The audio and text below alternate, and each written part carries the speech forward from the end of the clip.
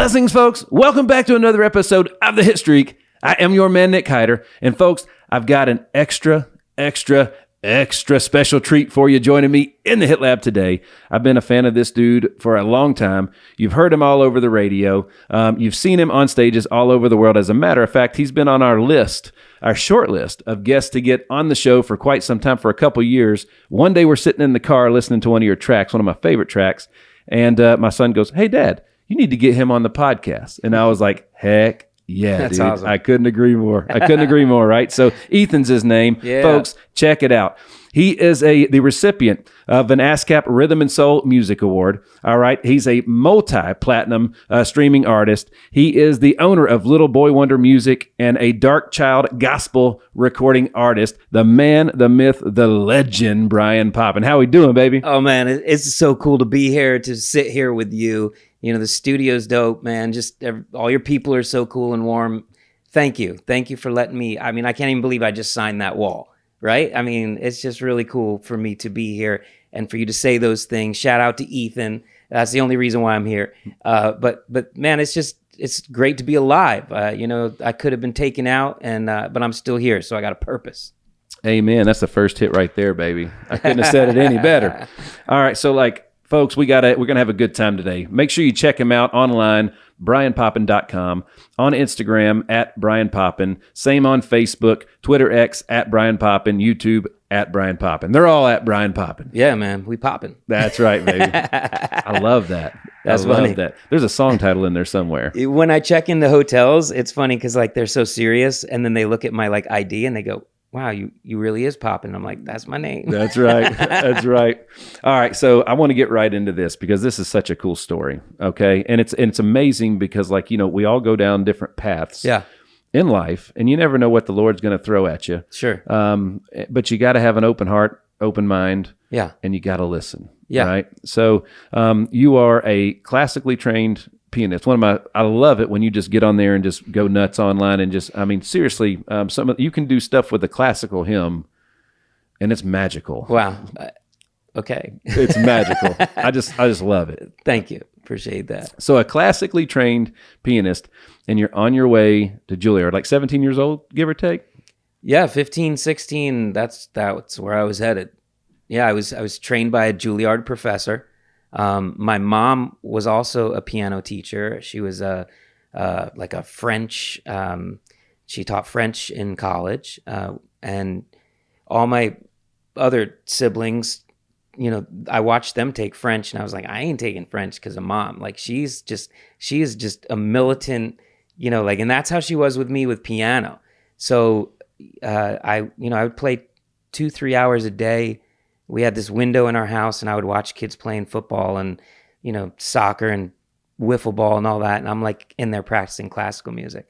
So she was training me, man. I mean, there's no doubt about it. And I did love it, and I seemed to have a gift at it. My teacher would put something in front of me, and I would say, you play it first. And as long as he played it, I could play it. Oh, that's awesome. And I had an ear for music, and I knew I was going to do music full time. That's for sure. And my parents really wanted me to go down the road of going to Juilliard and being a classical pianist. And honestly, I just, I didn't know if that was the role I was going to play. And I love music, and I didn't know how much I liked soul music and R&B and funk music and all that. But I was headed down that road. My dad had a quadruple bypass. We were talking about this earlier, and life just kind of shifted for me. They moved to Florida, and I was 17 years old.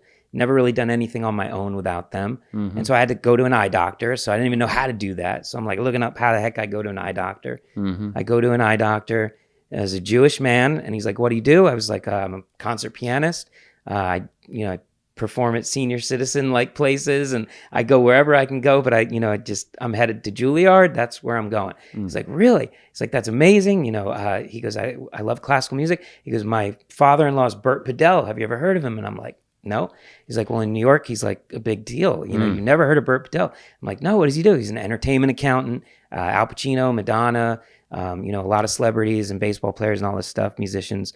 And he goes, "How about if I set up a meeting where you can go meet with Burt and, just see what happens?" And I was like, okay, cool, but am I still going to get my contacts? You know, and so that was wild, but to me, I look back now and it was like just kind of God orchestrating things. There it is. And I can't even tell you how many times I felt like a mouse in a maze. Didn't really understand what I was doing in life, but somehow I stumbled upon this and stumbled upon that, and I'm here. And it wasn't like a straight path ever. It was always zigzag, and a drop and a twist and a turn and a pivot.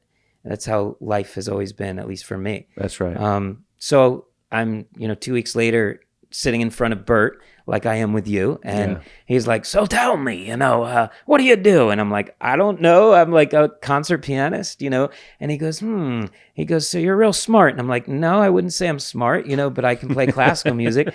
And he goes, okay, well, I have this one client of mine. His name's Ira Schickman. He's a R&B funk producer. He's really, best friends with Stevie Wonder, and he knows a lot of people. He's like, he has a penthouse in Midtown off 34th. He goes like, would you work with him? And I was like, I'll work with anybody. I mean, I don't know what I'm supposed to do. He goes, you guys will figure that out. So I started, meeting with Ira, and man, dude's like 6'6", walks with a cane. His fingernails are painted, striped like Steven Tyler of Aerosmith. And he's just a wild dude. And he talks and acts like Snoop Dogg. Okay. He's got blonde, long hair. I mean, he's just an interesting creature. So, and he does this like Stevie. And so I'm around him, and he's just real artsy. And he's like, play something for me. So I sit down at the piano and I play this Chopin piece. And he's like, my man, my man. And he makes hip hop beats behind stuff I'm doing and all this. Anyway, we just really hit it off. But a funny story is it was his birthday, and I used to commute from New Jersey, and I go and I work with him. He goes, go get the door, because the doorbell rang. And I open the door, and I thought it was an impersonator. Dude's looks like Stevie and, doing that. And it was really Stevie Wonder. No. Yeah, totally really him. Holy cow. His brother's no longer with us, but it was his brother who always, would travel with him.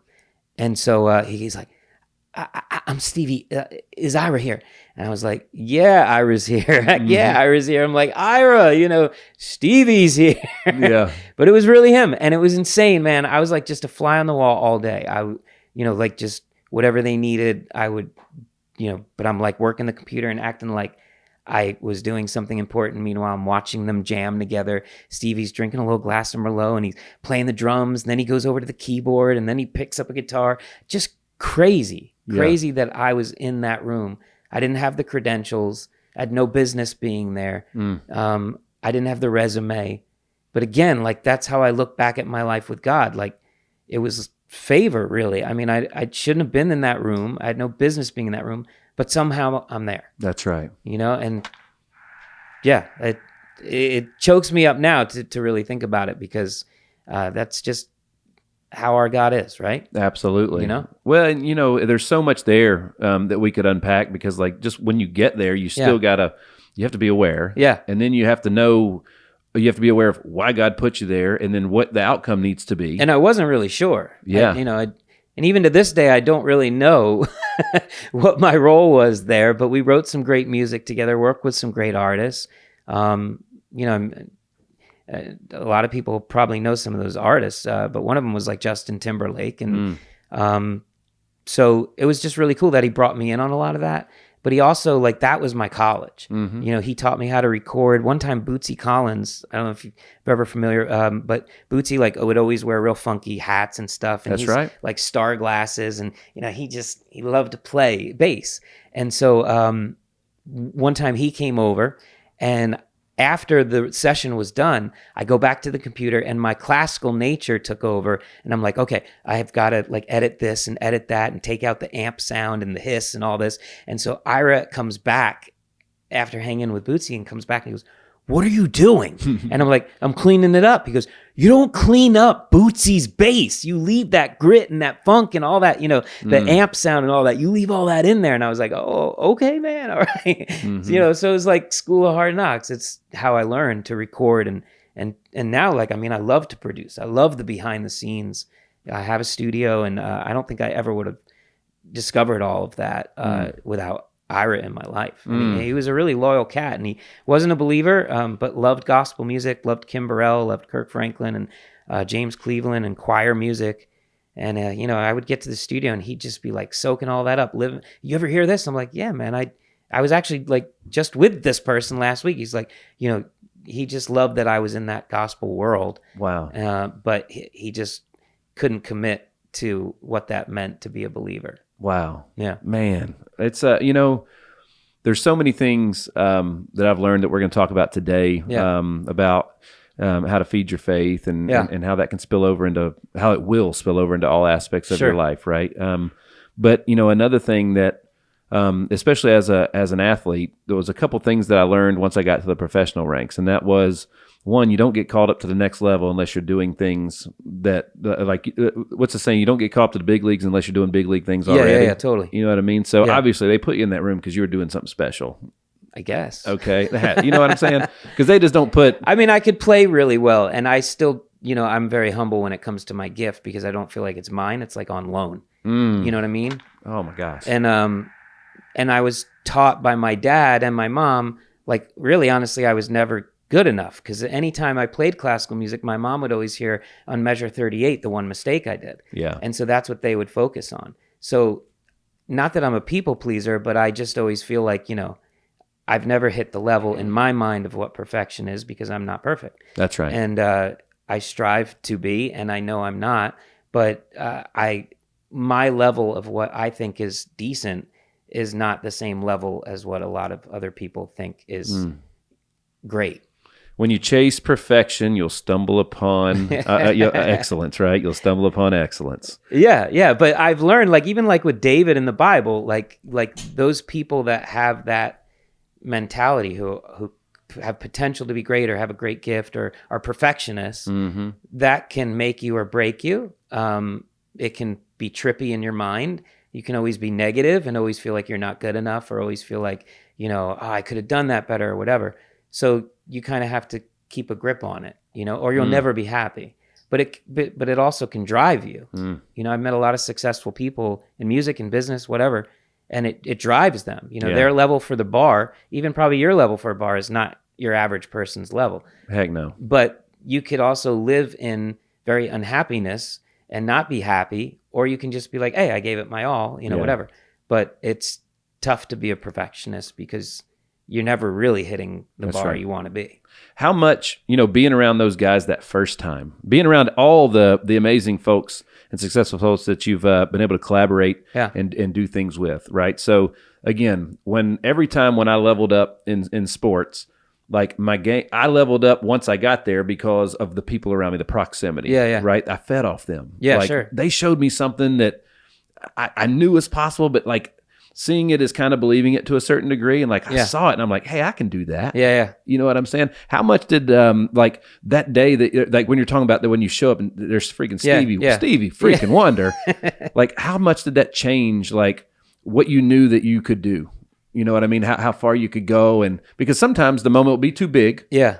But sometimes you're in that moment and you're like, oh yeah, I'm right where I'm supposed to be. Yeah. Well, I learned so many things being around different people, and I'm the type of person that anyone that's not just successful, but somebody I look up to and like, I am a positive person, so I'm going to find a positive rather than the negative. I'm sure there are other people out there that are like, oh man, I wish I never met this idol of mine or whatever because, they act this way or they do that. I'm not that type of person. I'm going to find something great, and okay, that's why I like them. Whether it be their music or something that they did. And one thing about Stevie's all about feel.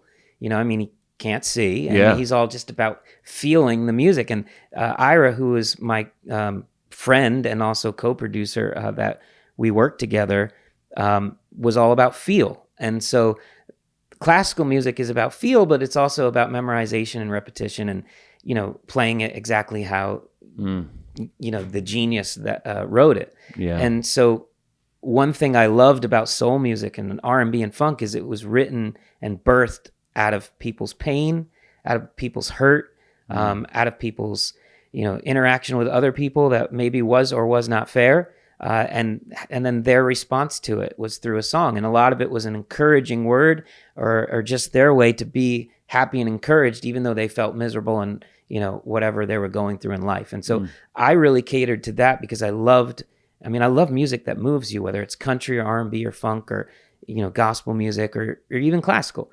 But I learned that regardless that you need to feel it, like don't just play it, feel it. So that I always remember that was one thing Ira always said, don't just play it, feel it, Yeah, man. And so like, that's one thing I learned from them, but I've learned so many things, like from that people in that world that weren't even believers or Christians. Yes. They were good people, Absolutely. You want to surround yourself, like again, raising kids. Yeah. If your kid's hanging out with a troublemaker all the time, you're like, hey man, don't hang out with him. You know what I mean? But as adults, we don't really do that. Yeah. So I guess, I don't know if it's a saying, but like you hang out with dogs, you might wake up with fleas, the people that you consume but like my nature is to, if I'm going down a certain path, I'm going to find somebody that's already killing it in that path. That's right. Somebody I look up to, somebody that's, winning, and I'm going to learn from them. I'm not going to take advice from somebody that's not winning and keeps failing and keeps losing. I mean, that doesn't make any sense, but a lot of us actually do that in life. Man. It's like, my dad always said there's two people. There's smart people that are like book smart, which is my son. We were talking like my son's a math genius and he's only like 15. Wow. But he's really dumb when it comes to street smarts. Yeah. There's like, there's book smart and street smart. And absolutely. My dad taught me a lot of the street smart, I guess, because he came from Brooklyn, New York, and wanted to make sure that I could I knew what right and wrong was and how to treat people and communicate with people and be honest and authentic. Authentic. That's an awesome word because I've had some amazing people share the studio with me. That's one of the most common words amongst successful people. Authentic. Authentic. Yeah. Authenticity. Even in my world with preachers, I mean, we've tried to sit on a stool and, to be life coaches. And we've tried the, yelling and screaming in the old school black gospel, style. I mean, but I think this generation that's coming up just wants authenticity. They just want somebody that's real and honest, talks about their hurt and their pain, and shares the Bible. Absolutely. I mean, you kind of, if you go to church, you want to hear the Bible. Absolutely. Absolutely. I want to thank all of our loyal fans that spread across all 50 states and 14 different countries. It's absolutely amazing. Folks, help us keep spreading the word, right? Share your favorite episodes with friends and make sure that you are liking and subscribing to the Hitstreak on all digital platforms. Thanks again, and we look forward to more. Just because I'm 44 this year. Okay. All right. So, man, congrats. Growing up, working with. So, what track was it on the NSYNC album "Celebrity" that you co-wrote? Yeah. So it's a song called "Falling," which was a ballad. Yeah. And so I actually wrote on a keyboard in an apartment I was living in New Jersey this melody. And I wrote it with like a cello. I programmed a cello with it, a beat, and piano, and that became this track. And so I brought that to Ira, who I was working with, who's a producer, and so he listened to it and he's like, that's hot. He goes, I like that. And I was like, okay. And so he gave it to Shaka, and Shaka wrote this song called I Believe. And they did it in a movie, a Wesley Snipes movie. I can't remember the name of the movie, back in like 2000. And so she wrote it about her son who was dealing with some things. And so I co-wrote it with Ira and Shaka. And then we put it out there like that. So then Ira calls me and he's like, look, I know you just got back from the city. He goes, man, I used to love food. So like Italian food out there was so dope. Like chicken parm. Oh yeah. And all that. So like I had chicken parm lined up, and that was my thing, my ritual. Like when I got home after working all day in the studio, I was going to eat chicken parm, Diet Coke, and I was going to go to bed. Well, I was about to eat, and he calls and he goes, you need to come back to the studio. And I was like, I am not taking the train 45 minutes back. And no way, I ain't coming. He goes, hold on. So then on the other line, I hear this like voice goes, what up? And I'm like, hi, what up? And he goes, who's this? And I'm like, my name's Bryan Popin. And he goes, this is JT. And I'm like, cool, man. Nice to meet you. He's like, yeah, well, you want to come to our show tomorrow? And I was like, what show? He's like, oh, we're doing the Meadowlands and Madison Square Garden. And I'm like, who am I talking to? Yeah. And Ira grabs the phone back and goes, you'll know who you're talking to if you come back into the city. And I'm like, okay, Ira, just tell me who that was. I go, JT, are you NSYNC's playing Madison Square? Are you talking about Justin Timberlake? Yeah. He's like, that's who I'm having dinner with right now. If you want to work with them, get back to the city. I'm like, man, I'm in the car on my way. That's right. That's right. So, that was one thing I learned too. Like even I used to, because this one pastor who's really well known, Bishop T.D. Jakes, he likes classical music. And at this small church, I played this classical hymn, and he liked it. And then he brought me in on a bunch of things with like Tyler Perry and this and that back in the day. And so one time he said to me, he's like, you play different. And I was like, yeah, that's because I've been through some things. And he's like, tell me about what you've been through, because you're not the same person you used to be. And, we were talking about hardships and pain and all that. And when I moved to the Nashville area in Antioch in 2008, I'd gone through some really painful things, lost some things.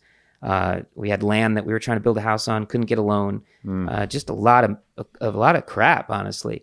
And my wife was pregnant. She's like, you brought me here for this. And just, anyway, it's the pain of life. And so I wrote songs during that time. Songs that were encouraging songs for me, that I almost felt like God blessed me with a melody, and like one of the songs was called I Can Make It, which was Bishop Jakes' favorite song. And I started with this little vamp on keyboard. And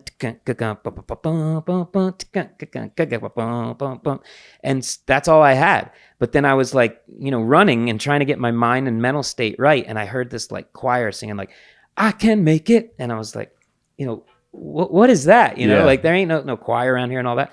Well, that was like in my mind, God trying to say, you're going to be okay. You're going to get out of this, and you'll look back and, you'll remember these times, but you won't be in it.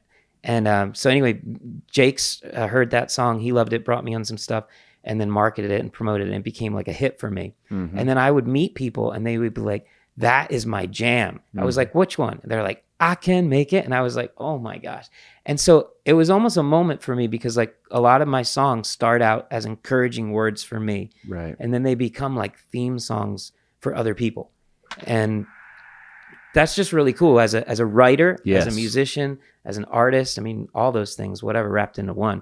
It's just cool to know that you have had somewhat of an impact in a positive way on other people's stories. Incredible, dude. Incredible. Well, that was, I was growing up at that time, I was born in 80. So right in 2000, that was when I'm 21 years old. Yeah.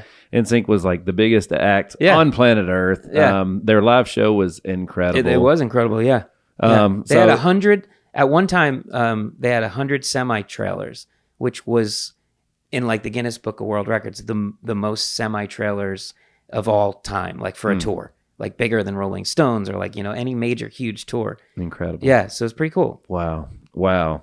All right. So I wanted to ask you a little bit, because like, growing up, and my dad was in the music business, and he did some stuff. Bruce Carroll was a big artist in the 80s. Yeah. And Dad produced and even wrote some of his stuff. Wow. That he had. And so like, I grew up in the world of Christian gospel music, right? Okay. In the 90s, something happened with it, and I felt like it was the same way as movies. Like production just sucked. It was like there was in Christian. Yeah. I'm with you. Yeah, mainstream was great, and then, it was like it sounded cheesy. Yeah, yeah, totally. It sounded cheap and cheesy. It's not like that anymore. No, totally, absolutely not. But like that was honestly what really stuck out about your stuff.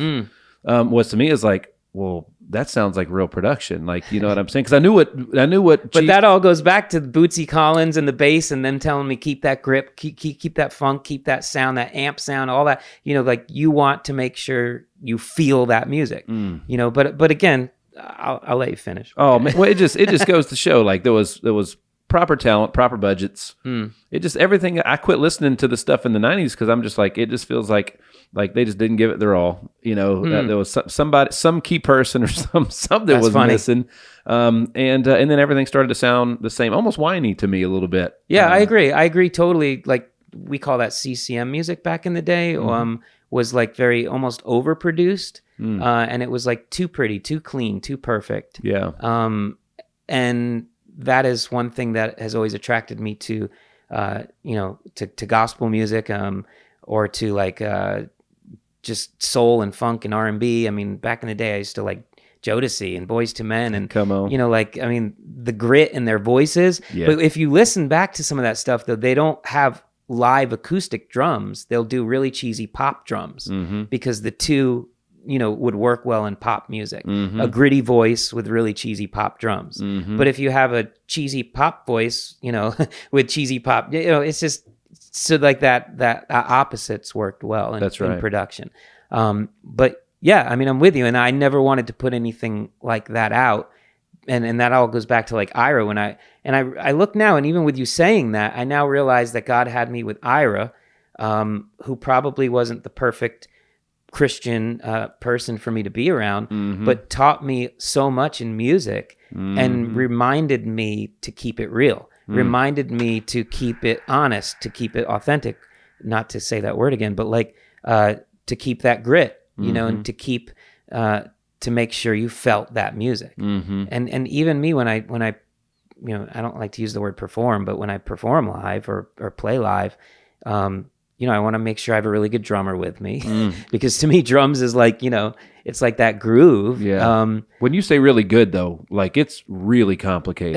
They got to be really good. They do have to be really good. Yeah. And shout out to a local dude, Aaron Lewis, who does a lot of production for like James Fortune, Kirk Franklin. He's Kirk Franklin's new music director. Wow. He just lost his, Sean just passed. But anyway, so Aaron, when I was living here for a few years, I had met him at a conference, and he's just, man, he can just sit on keys and just take you to the heavenlies. Like he's just a gift. And he hears all these things and he says, but he's like the most humble cat when he's not like doing his thing. And so I was like, man, where do you live? Where are you from? This was like in Ohio. I met him, I think. And he's like, oh, I live in a suburb of Nashville. I was like, so do I. We found out we lived like 10 minutes from each other. And so Aaron has been my co-producer, co-writer on all my projects. And I will work with him forever because he just feels music. Sometimes he's got to get all his ideas out. So like, it's just too much. Yeah. Like, so not that I have to pull him back. I let him get all of his ideas out. Then he lets me get, like, we're almost like opposites. Like, so I let, him get his ideas out. He let me get my ideas out. And we're not sure we're both feeling each other, but we find this place in the middle where we're both cool with it. And we create really good music together. And so like some of my songs, if anybody pulls up like Step in the Name, is like dance kind of funk, like Bruno Mars kind of. Yes. Another one I put out was called, Oh God, you been so good to me. And that's like Michael Jackson, Bruno Mars, James Brown, like all, in one song. And so Aaron did all that stuff with me, and shout out to him. Somebody asked me, I've been telling folks since we were able to get the schedules to line and get you booked in here. I was telling all the folks, I'm like, I got Bryan Popin coming in. They're like, how would you what kind of music is he? And I'm like, I was like, the only word I can think of is it's cool. It's cool. It's funny. It's just cool. It's cool. Yeah. So like, okay, during the pandemic, 2020, I had a number one with this. It's actually a worship song. It was like a ballad with Tasha Page Lockhart, who's a gospel artist. She was on some reality show Kirk Franklin produced. I can't remember the name of the reality show, but anyway, she won it. So she's kind of like known in that world. Okay. So I put her on this song, and it's this like ballad, beautiful Savior, da da da da da. Anyway, so she first heard it. She's like, oh my gosh, I love that song. And I was like, yeah, I want you on it. And she's like, well, how do you want me to sing? And just because of the way I look, she was like, do you want me to sing like white? And I was like, what does that mean? I go, what does that mean? Like, do I want you to sound like overproduced and CCM, like contemporary Christian? And she's like, yeah, I can sing like that. And I was like, no, I want you on the song because I want some grit and I want you to take it, somewhere. That's right. And so the first, she sent me like her first take, and she sounded great and all that, but it was like not enough of that. Safe. Yeah, it was very safe. And I go, why were you so safe? She's like, because I thought that's what you wanted. It's like, no, I want you to be you. Just be you. Let me edit and, find the sections I want and all that stuff. So she gave me a whole bunch of stuff, and it was amazing. But that was the number one I had during 2020. And my dad passed like a week or two after that. Okay. And so I couldn't travel and capitalize off of that, which was, frustrating. My dad passed in like one of the rehab places. He had a brain injury. a brain bleed. And he was at his second rehab place where he was like turning around, off a ventilator, all this stuff. And we were doing FaceTime. I would like play one of his favorite hymns on piano, and he'd be like singing, but he wasn't all there, but he wasn't a vegetable like he was. And so I was just like positive, like this is going to turn around. And then my brother called me and he's like, he's gone. And I'm like, what? Wow. And he's like, yeah, they had an outbreak in this facility he was in, and we don't really know what happened, but he's just gone. Wow. And so I was just angry for like 6 months. I was angry, snapping at my kids, snapping at Susan, my wife, just not nice. And she's like, look, I'm not going to live like this. You're going to have to figure this out. And so I went back to that same song, Beautiful Savior, that I wrote, which I didn't think I really wrote for me. I just wrote the song, it was like a worship song. But the first line of the song says, you have rescued me, completely set me free. And I related when I wrote that lyric to just God saving me as a human being, what he did for me on the cross. And it had a whole new meaning when I was angry and bitter and mad at life. The George Floyd thing was happening at that time too. So like, I never stood for, I always stood for bringing people together. My ministry's always been, I formed a nonprofit around bringing inner city kids and teaching them classical music and free lessons and instruments and, just trying to bring two worlds together with a common ground to get them off the streets. But then also like, that's what heaven to me is. It's not just people like you or people like me, or just all African Americans, it's the world. And I think a lot of people are going to be shocked when we get to heaven that you made it. What? That's right. But all and behold, I realized that song was ministering to me at that time because God, I needed you to rescue me in my anger, in my frustration, in my pain. And I think we all go through seasons in life. And we can't just perform and do what we do. We have to be real with ourselves and with God. So that was a life-changing moment for me. I could have lived in that anger and bitterness. We could have sued the facility, and thought that they weren't watching my dad or what, but I didn't want to live in that state. And That's right. I had to ask God to rescue me, heal me, and peel off each layer of hurt and pain. And I wasn't taken out during that season in life, which some friends of mine, my drummer who was 36, went to the hospital and for something else and then got COVID and actually passed. Wow. 36 years old. He was my drummer I used for like 10 years. Grew up with him. He came from the streets of Newark, New Jersey. He was had a rough life, and I was really sad that I lost him. Pastor friends of mine were retiring, couldn't deal with that, gave their church to their kids. Really successful people that I knew just like couldn't handle that season. They had no hobbies, so like they couldn't go play golf and do whatever they could do to just release and let it go. But so God used my own song that he gave me years later to just get me back to a better place. It's incredible. Yeah. It's funny that when you were telling that story, because like, again, you're one of those artists that, it's probably the best comparison just because of it's probably the most worldwide known, but like, if people haven't seen Rick Astley, they think he looks totally different than he does. You know what I'm saying? And like, so I mean, your music, that's funny, is not like what an average white guy would put out. So when you hear my music and then you see me, you're like, oh man, I was thinking he was sorry for the letdown, man.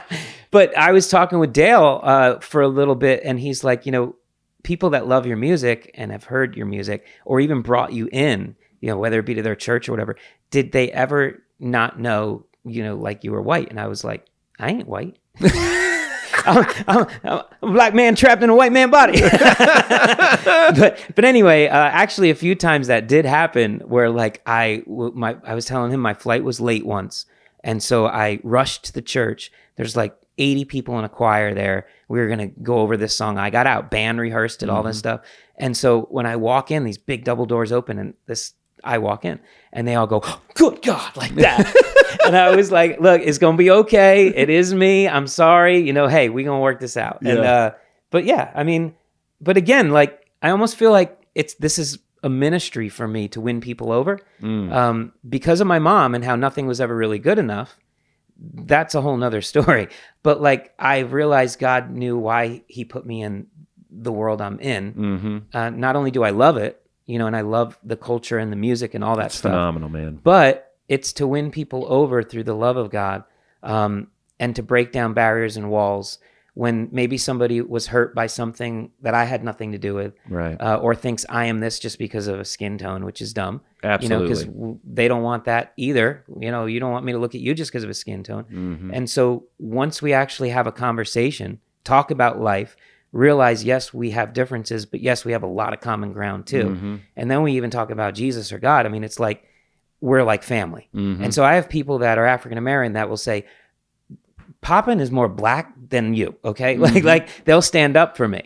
But that only comes with time and building relationships and them seeing your heart. And you have to sometimes break down that wall for people to feel your heart. The Hitstreak is powered by our partners at HitLab Creative Studios. Whether it's launching your brand new podcast, rebranding your current podcast, or taking advantage of any of their other content packages specifically for your social media needs, the HitLab is a one-stop shop for you. Visit hitlabstudio.com for more. Your shows are such high energy, man. Like you are all over the stage. How many calories do you burn? Yeah, How many I know. steps? I do love food, right? And so people are like, I have this one friend, his name's Chris Giro. He runs like Yamaha. He's a big deal. And he goes, dude, if I had your metabolism, you know, because like every time I go over his house and we watch a movie or whatever, like I'm bringing cookies or what. And I mean, I got to watch it, but regardless, yes, I don't know. I don't know what it is, but I do run around and jump around. One of my favorite artists is Ty Tribbett. If any of your people have ever heard of Ty Tribbett, or just, you know, Google him or look him up. I mean, he's the same. And actually, he co-wrote and did the song for Justin Timberlake, Cry Me a River. His singers are on that song. And he came from Philly, Camden, which is a pretty rough area, which was about 45 minutes south of where I grew up in New Jersey. But I've always loved Ty. Ty's mom managed me for a little while. And a funny story with her is so we did this conference. It was almost like the Apollo. All right. So like, think of like 2,000 African Americans and then me. And so before I went out, she goes, now listen, you can do your little, I can make it and be funky and think you're cool, but I would advise you not to do that first. And I go, okay, what do you want me to do? She goes, you have to connect with people. Isn't that the whole goal in music, is to connect? And I was like, yeah, absolutely. Right. I go, how do I connect? Tell me. She's like, well, how did your mom raise you on piano? I was like, she taught me the old hymns of the church. Get up there and play an old hymn on the keyboard. Oh, wow. And so I was like, really? I was like, but that's not really, you know, me. She's like, do it. And I was like, okay. So I get up there, and as soon as I get up there, you have 7 minutes. It's like literally that's 7 minutes or you're getting cut off. And so I get up there, and everybody in their seat goes like this. Like that, like giving me the side eye and all that stuff. And so I just close my eyes and I sit up on the keyboard and I'm like, boom, doo doo doo doo doo doo. And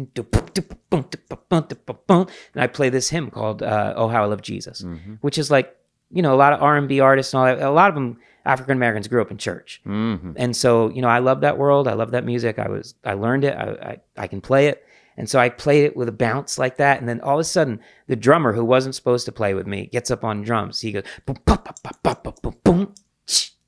And then the keyboard guy gets on, so they all just start like, all right, man, he won us over and filling us in. Then I get this one lady who gets up with a handkerchief and starts, and then little by little, everybody that was like side-eyeing me is like standing up. That's right. And at the end of that, you know, they're all with me. And so again, I learned too, like, this isn't about just my music or what I want to do. Check me out as an artist.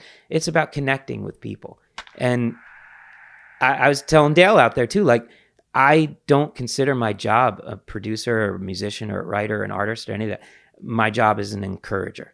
So whether that's through music or not, that is something I love, is to encourage somebody through the process. Man. Yeah. So good. So good. Dude, so you are quite the draw in your household, but you're not the only one. All right. No, there's a lot of Popins. That's right. And I have a very beautiful wife, though. that you do. That you Yes, do. yeah. And she's quite the talent as well, right? Yeah. But tell me a little bit about the story about kind of like the beginning, how you guys kind of met and everything. I love how Yeah. she holds you accountable. Mine does too. Yeah, totally. And so like if I come downstairs with like red, tight, skinny pants on and like a turtleneck, she says, no, no, you're not going out this house looking like that. Other wives would be like, oh, honey, you look so good. That's not my wife. She tells me straight up. Even if I think like a melody is, good to me or a production or something, I'll play it on her first because I know I'm going to get like a really honest answer. That's great. And that's one thing I love about her, So Susan is just...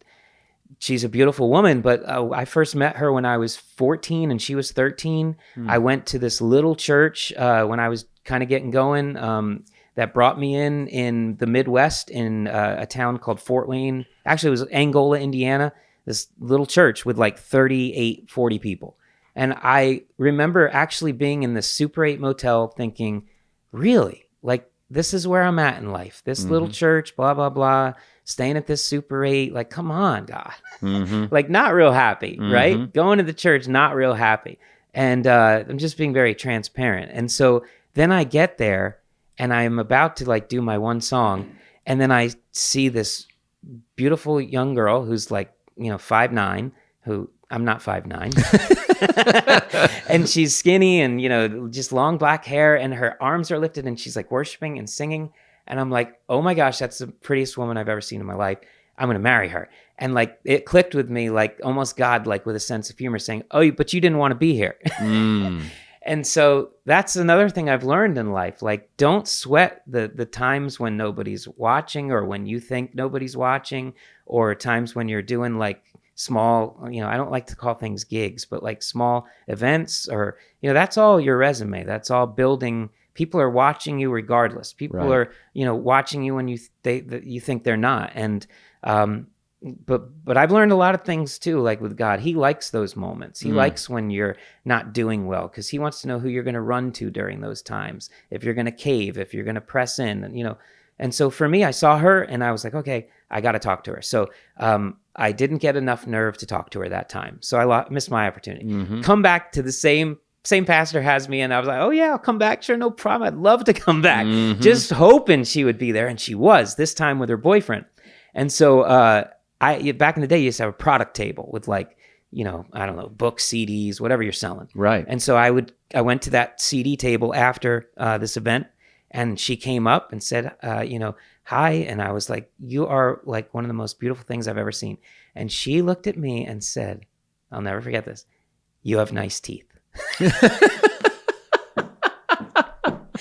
And we laugh about this. Oh my gosh. And that is straight up what she said to me. And I was like, what? Nice. And that's it. She was gone.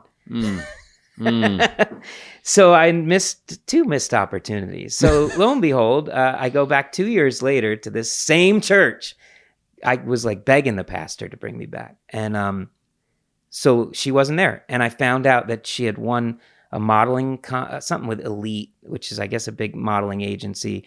They're like based all over. But in LA, she won this talent agency thing. So she went full time to pursue that and went to LA. And so her parents were there. And so Fred is his name, her dad. And I was like, Fred, where's Susan? He's like, oh, she went to LA, blah, blah. I don't know if we'll ever see her again. I was like, oh my gosh. Yeah. How many missed opportunities can I? And I was like, can I get her phone number? He's like, if maybe, let me talk to her, blah, blah. So that didn't happen. I mean, this is a crazy story, but so lo and behold, 2 years after that, I think I was 19 now. I go to another church in the area and she is there. Okay. And this time she's pregnant. And I wanted to know what was going on, whatever. So I asked if she would go out, just have a meal with me. We went to the Fort Wayne Mall and we just talked about life and all this stuff. She was very hurt. She had been through a lot of things. The agency she was with, the guy she was with, didn't want her to have the baby. Gotcha. She disagreed with that, gave up her career, basically. Moved back, very embarrassingly, moved back to the Midwest, had to tell her dad, you know, this is all that happened, blah, blah, blah. Long story. It was pretty beat up, you know, very humbling for her to do all that. And I'm like, so nothing you said scares me. Wow. You know, like I have to be, after all these years, I have to be in your life. Wow. Whether it's just a friend or someone we talked on the phone, I said, I have to be in your life. And I said, you're still the most beautiful thing I've ever seen, blah, blah, blah. She's like, oh, Bryan, you just won't go away. You know, she wasn't into me at all. And so I just kept pursuing. And you know, I actually adopted Isabella, became the only dad in her life.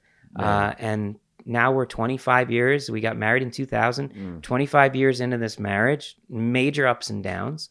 But, you know, we're still here and so thankful. We have 6 children total, 5. I've had 5 with Susan. Wow. And yeah, so it's amazing to think about that story. But even for her, you know, she thought her life was over. She thought her career was over. And I always was like, no, you can do modeling in New York when we lived in New Jersey. So we got an agency for her and she did that. And after a while, she was like, look, I just hate this world, the rejection. You know, I don't like this world. I don't want to do it. I was like, well, what do you want to do? She's like, I love to paint. I want to paint. I want to have kids and I want to live in the country. And I was like, well, then let's buy some land in Nashville. Let's move to Nashville and let's have a totally different life. And that is exactly, I mean, totally what we did. Incredible. Yeah, totally. Incredible. And she's turned into quite the artist, right? Which is a whole nother story, but totally crazy, man. I mean, like I'm now known as S. Beck's husband. Yeah. Like Bryan Popin, what? I mean, my musician friends, like we started showing them some of the stuff she was painting and they're like, dude, this is crazy. Her stuff is sick. And I was like, really? And so she does these big, like 30 by 40 on canvas, abstract paintings of like with like Tennessee limestone, broken glass on it, but it's like guitars or a close-up of a guitar, and just really, really cool stuff. And she's done piano keys, but it's all music because she's loves music, very influenced by the artists and people that I've worked with and music that I create. So I guess when I would create stuff and write stuff in the studio, she'd be off on the side just like painting and whatever she felt during that time. And so, yeah, like her stuff's in Rolls Royce in Brentwood. Wow. Porsche, Lamborghini wants to put her stuff in there, which is cool, you know, for promo and stuff. But like a lot of my musician producer friends have their stuff in their homes and it's just becoming like kind of a thing. And so she has an amazing website, sbecktheartist.com.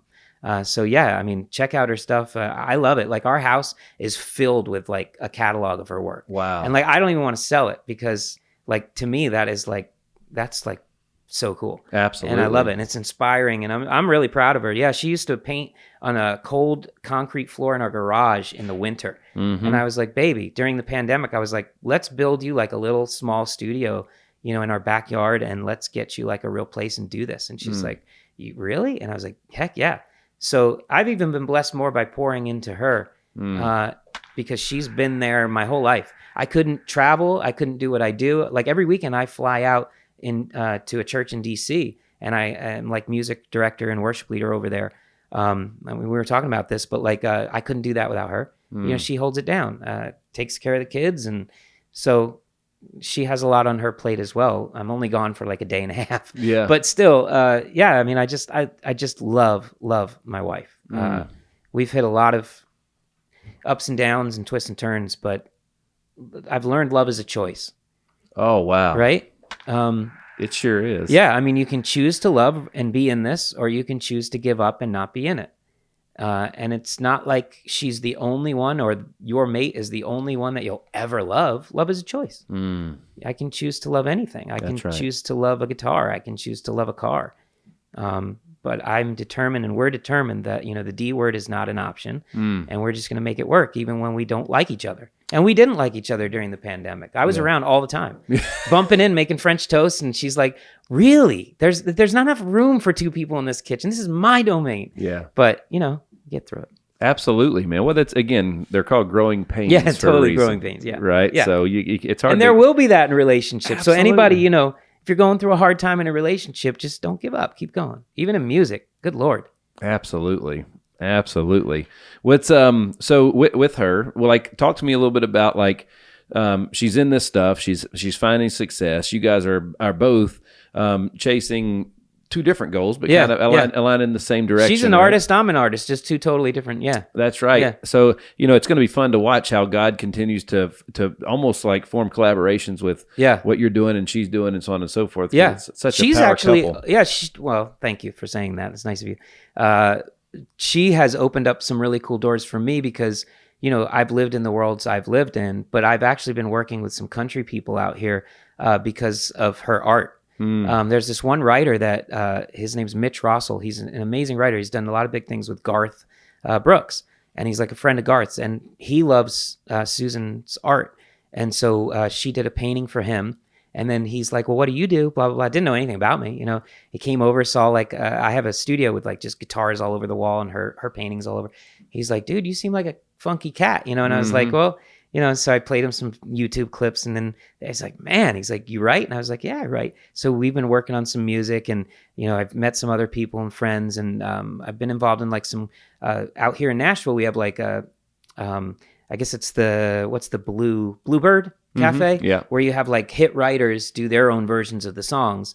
And so we've done some things at like Troubadour in the Grove. A couple friends of mine, shout out to Cliff and Naomi Chasen. They, Cliff used to do, back in the day, have you ever heard of Affliction? The clothing? Oh, yeah. So massive back in the day. He was behind that and founded Affliction and all that. But his wife is big in marketing and stuff like that. And so they live out here, and we've done a lot of events together. A lot of it is like charity stuff. So we'll have writers come in that like, what's his name? Jeffrey Steele, who like wrote What Hurts the Most with Rascal Flatts. But like when he sings it, you're like, oh my gosh, you just are sobbing because he's singing about his son that, had a four-wheeler incident and he died. And you don't look at it like a relationship, like when Rascal Flatts sings it. So it just is so deep. And I love that. I mean, I love writers out here that get to tell their stories and sing their hit songs, but you hear it in a whole different way. But we also raise money for charities and stuff. And so Susan's art, we've put up some of her art with these charities as well. I was telling you, one of them we did with Children's Vanderbilt Children's Hospital. We did and raised thousands of dollars for that from some of her paintings. And so it's cool to see how God works, through your gifts. Absolutely. If you're willing to. And how he puts people together, probably that you never would have met in normal life. Oh, yeah. The Hitstreak is powered by Team Hyder. Team Hyder has been serving you for 11 years and has racked up over 20 national and local awards for excellence in all areas. When it comes to finding the right health plan, we need to consider your family's needs and your family's budget. That's what we do to serve you. To look further and to book an appointment, visit teamhyder.com. I bet it's cool being a kid in that house, though. Watch it, because you got both parents doing cool stuff, man. Well, it depends on who you ask, right? And that's one weird thing is like I have 5 kids living with me. Bella's a travel nurse now who's 25 and lives in Alabama. It's amazing, her story, because she almost gave up on life too. But so proud of her. But like my 15-year-old Max, who's like the math guru, he's very mechanical, like an engineer, and I'm not that. So I rub with him a lot because he'll be like, well, Dad, what you need to do. And I'm like, no, just do it. You'll figure it out along the way. Yeah. He's like, well, that's not what the manual says. Yeah, that's right. And then like, one of my other daughters, Sophia, she's like artsy, I can tell. And she does ballet and loves music. And I'll like just sit at, somebody gave me a 1915 Steinway grand piano. Holy cow. Called me up, somehow found my number and said, I got your number. I couldn't sleep for, months. And I have 4 pianos. One of them I want to give to you. And I was like, are you kidding? I said, when I moved into this house, I didn't have really the money that I wanted to spend on a grand piano. Yeah. But I would have loved to have had one. I ran lines from my studio to upstairs to this room, and I called it the piano room, but there ain't no piano in that room. Mm-hmm. And 3 weeks after we moved into that house is when I got this phone call. Wow. And she said, just give me an address. I'm going to send you this 1915 grand Steinway piano. Dude, every time I pass that piano, I almost choke up because that shows me how much God loves me. He knows what that means to me.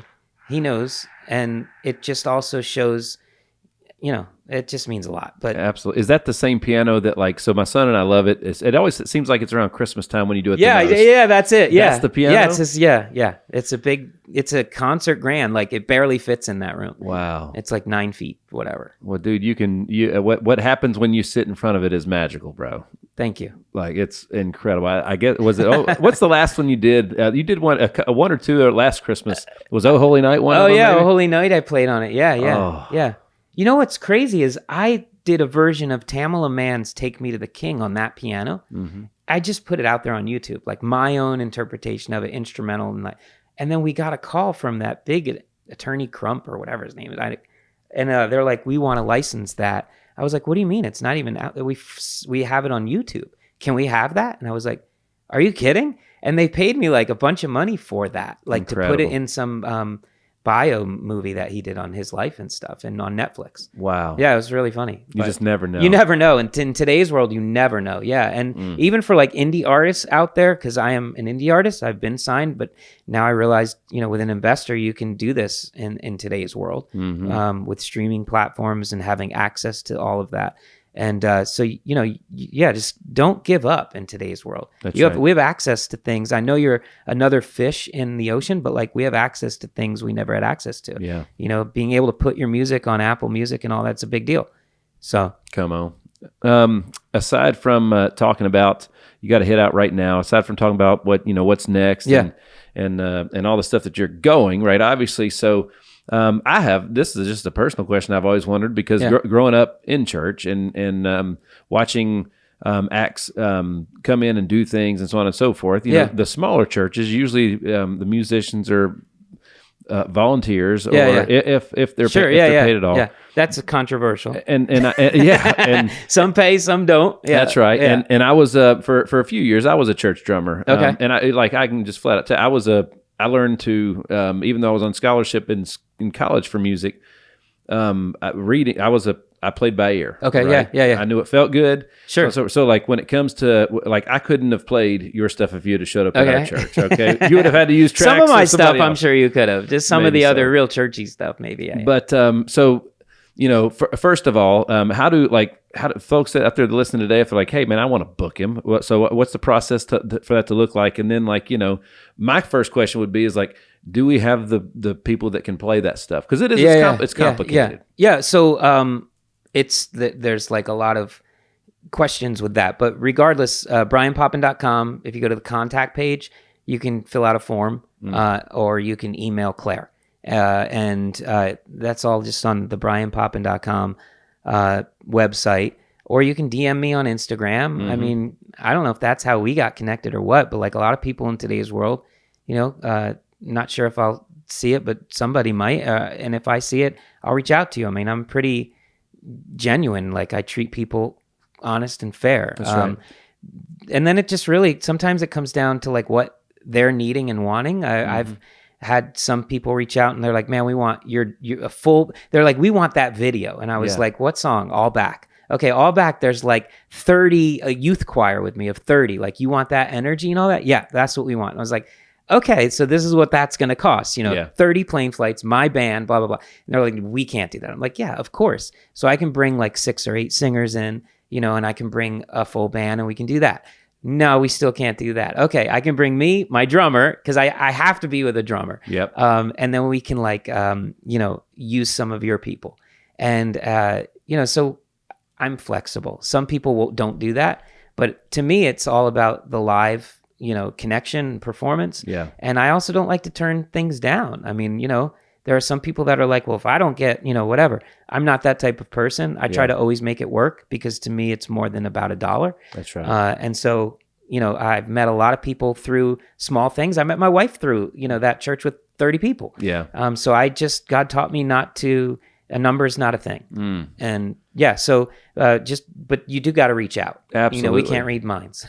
I'm just watching some of this stuff, and I'm like, and I'm seeing the choir behind you, and I'm like, this is like the same production quality that guys out on the road practice for months, rehearse, and it's the same thing every single time they go out, and you're like showing up at this place, and it's the first time, and maybe you just met those people yesterday. Yeah, that you're right. A lot of it is like that. I mean, some churches have amazing musicians. Some churches, they do it because they just feel called. And it's like what they're giving their talent and their gift back to God. So they serve at a local church, which is a beautiful thing. Some of them are paid, some of them are not. And some of them, like I've met, like their real gig is like they play with Usher. Yeah, that's you know, their real gig is they're out with Jodeci or they're out with whatever. And it's like that even with like the NSYNC band. A lot of them were church cats. But you know, it didn't really pay. And so they did other things, but they still had a calling on their life and wanted to give their gift back to the church or whatever. You know, and that's a beautiful thing to me. I'm not one that's going to judge people like you can't listen to that, you can't do that. I mean, one of my favorite artists all time was Prince, and you know, I don't love his lifestyle, but I love his music, and I love the funk, and I love how he sang, and so I learned a lot from that, and a lot of my music is influenced by that. Beautiful. And I mean, so like if I didn't listen to that, then you know, I don't even know what I would be. But That's we right. all listen to stuff and are influenced by stuff. One cool thing, I don't even think you know about this. My Yamaha friend Chris Giro, so they make custom instruments for artists, as long as the Yamaha brand obviously is on it. So like Alicia Keys' glass piano they did for her. Oh yeah. What else have they done? Elton John's $1 Million Red piano, they did that for him. I was going to say for her. Yeah. Anyway, and then moving right along. So Prince, his last tour was what was it, like Piano and a Mic or something like that before he passed. Yeah. They had made this gorgeous purple piano for him, and he never got to use it. And so he calls me up, Chris, and he's like, because our kids go to school together. Okay. And like, I think I'm only friends with him because our kids like each other. Sure. And then Susan and Virginia are friends. So I don't even know if he likes me. He just has to like me, you know, because our families like each other. But anyway, he's like, my wife's telling me I should bring you to this thing. I don't even know if I want to. And I'm like, well, that's a great way to start a conversation. He's like, we're going to the NAMM show. You ever been to the NAMM show? And I was like, no, man, I don't even know what that is. He's like, it's like a gear thing, you know, for musicians and all that. It's out in LA every year. He's like, well, we like have, you know, a big display and stuff through Yamaha, and we're premiering Prince's purple piano. He goes, why don't you come with me? And I was like, heck yeah, I'll come with you. That's right. So it was like crazy. People were coming up to me and be like, I know your music. What are you doing with Prince's stuff? Like his piano and all that. I'm like, I have no idea. I don't know really why I'm here, but it was like just another God moment, you know? So yeah, it was cool. Incredible. Yeah. So as we get to the end of this thing, because I know I got to get you out of here on time, right? So I got to talk a little bit about the new single and kind of like what's next for Bryan, right? Sure. So the new single's called "Favor and Mercy." Favor and Mercy, yeah. Right, and it's fantastic. Thank you, man. Thank you. It's got like a little bit of an R&B ballad vibe, not really custom to what my other stuff has been. But the number one I had with Beautiful Savior, people told me the same thing, that's a worship song. That's not gospel music. So I felt strong about it. We worked it for like a year and a half and could have given up on 8th month in, 9th month in, 10th month in, if you go by statistics, but I didn't. And I felt strong about it. And then lo and behold, you know, obviously people caught on and loved it. But this song has kind of been like that as well. You know, people are like, well, it's not really gospel. It's not really R&B. You know, what is it? It's not really your normal style. But I just know that the heart behind it, I mean, it's good music. I wouldn't put out not good music. But like, it's got talk box on it. So it's got, you know, some soul and grit. But like, I was sitting with a pastor friend of mine that, you know, we were just talking about all the moments in life when we should have been taken out, when we should have had worse things happen to us. We should have maybe been divorced because our wife somehow put up with us during this time, you know, had patience with us through the process. Maybe even should have had to pay the fine a few times and didn't pay a fine. Tickets we got out. I mean, whatever it might be, just God's favor, his grace, and his mercy. All the times, like we talked about me being in a room with Stevie Wonder and hanging out with Chaka and this and that. I didn't have any business really being there. I didn't have those hits. I didn't really know that world. And so like, it was just God's favor on our lives. And so we just started tearing up, man. And I was at a grand piano and I just started playing this melody. He's like, that's it. He's like, well, let's write that. And I was like, what? And he's like, what you just played? And I was playing like da da da da da da da da da da da da da. And so he's like, this is what I'm just hearing, like favor and mercy. It follows me. Oh, wow. And I don't even know why it follows me, but it follows me. And like, I always think like Prince too, like one of the greatest guitar players of all time, felt that guitar, felt that music, but he didn't lay that gift down at the altar and give it back to God. Right. And as Christians and as like, you know, ministry, we feel like this is a calling in ministry. Like that's what we try to do. Like, God, take what you've given me. It's not my gift, it's your gift. And we lay our instrument at the altar and say, you know, use me. If you'd be willing, give me a melody, give me a song that will relate to somebody or encourage somebody. And I just felt like that was a moment when, like, anyone that's heard that song, like, gets choked up because they look at their life, they realize where they've been, that they should still be there, but somehow they're here. You know, they look back on this, the twists and turns, the pivots, and they're just so thankful. And so it's just a song about being grateful, really, to God that you protected me, you watched over me, you watched over my kids, all absolutely, that. Absolutely. What's in the future for old Brian? Right? What's old Brian? What Yeah. are you Now chasing? that I'm old, that's right. What are you going? What walking are you going with after? a cane. That's right. I get up from this seat and I'm like, oh man. Yeah, that's both of us. Yeah, that's both of us. You know, I honestly, I'm not going to lie to you. I don't know, and I don't like to say, oh, well, I'm going to be doing this, because I'm doing that, but I don't know if that's something God's going to bless or something I'm supposed to do. So I'm writing music. I'm in different genres now, working with some cool artists. My wife, S. Beck, the artist, is, maybe I'll just be her husband and promote art. I don't know. Ain't nothing wrong with that. You know, I've been doing I've written some like classical orchestra things that I really feel like would be cool for movies and all that. And working with the Yamaha guy on making some of that happen. So I'm involved in a lot of different things, and I just don't really know what exactly is next. But I hope that you hear about it or are surprised when you're like, man, Bryan Popin's behind that, but I'm open to anything, whatever that might be, man. And then I think that's a good key for somebody that's listening too, is to be open. Don't like put yourself in a hole and be like, I ain't doing that. That's not me. That's not who I am. You don't know that. I mean, like, who I was 10 years ago, I'm not that same person. Come on. So come on. Folks, once again, we're hanging with multiple platinum streaming artist Bryan Popin, owner of Little Boy Wonder Music and Darkchild Gospel Recording. You never mentioned artist. Who nicknamed me that. You wanted that's correct. I sure didn't. I did not. Come right. on, So man. all right. So let's close it out with that. Little Boy Wonder Music. All right. Little Okay. Boy Wonder Music. Because some might say, "What'd you call me?" Yeah. All right, but not this time. Okay, so here's the story. Here's the setup. And I've kept that as my publishing name, my record company label. It's on my studio when you walk in at Little Boy Wonder Studios. So anyway, so I'm in New York. I get the phone call that somebody's coming. That's special for Ira's birthday, this co-producer. I thought it was an impersonator. It was really Stevie Wonder. We're hanging out with Stevie all day, jamming, this and that. And he's like, I'm hungry. And Ira's like, yeah, let's go to Blue Ribbon. That's your spot. Let's go. So limo's waiting down there. And I'm like, okay, guys, see you later. I mean, I was like 16, 17. I don't know what I was. Young and dumb and, whatever. No confidence. And they're like, you're coming with us. And I'm like, really? I'm coming with you? So I get in the limo and like he's got his crew. There's like a whole bunch of us. He pays for like 20 people at the Blue Ribbon. I don't even know how much money it was. Crazy money. And so in the limo, Ira plays him I Can Make It, which was this little melody, this chord progression that for like years I had been playing, but I didn't know what song it was going to be. It turned into the I Can Make It song. But so Ira plays it for Stevie and he's like vibing to it and listening. He goes, whose music is that? And I was like, that's the guy I'm working with, my little protege. And so his name's Bryan Popin. And Stevie goes, no, hey, that's the Little Boy Wonder. That's Little Boy Wonder's music. And so I was like, that's it. That was my nickname, from that point on. And so, yeah, Stevie nicknamed me, man. Not a lot of people can say that. No, I don't know how many people say that. Probably you count them on one hand. And I hadn't seen Stevie, like, gosh, I haven't seen him for like 15 years. Yeah. Since that.